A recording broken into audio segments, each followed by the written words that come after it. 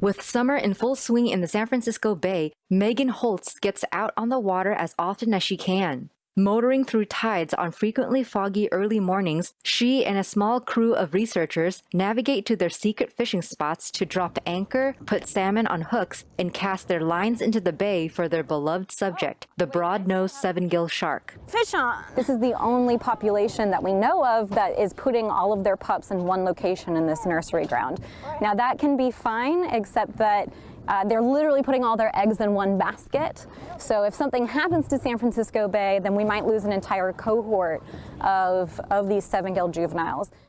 The 31-year-old PhD candidate at UC Davis focuses on the broad-nosed seven-gill, which, as its name suggests, has 7 pairs of gill slits as opposed to 5 on most other sharks. Holst said, "The Bay Area offers a protected habitat with lots of food resources. The apex predator can also be found across the globe, including New Zealand, South Africa, and Argentina."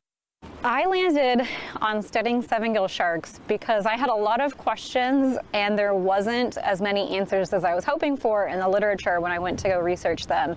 And that's just part of the scientific process when you are curious about something and there's not enough information about it.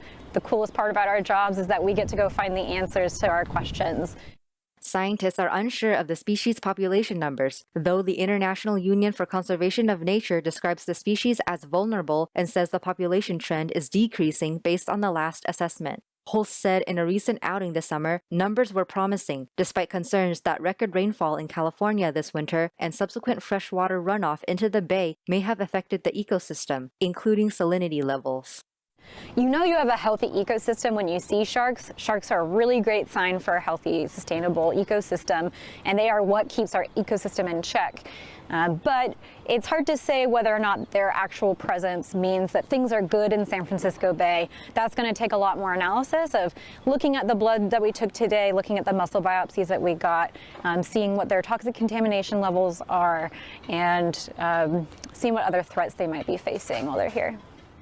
Once the sharks are pulled on board, the team collects blood samples to help look at toxic contamination in the water, muscle biopsy samples to examine the shark's role in the food chain, fin clips for genetic analysis, and length and girth measurements to estimate the age.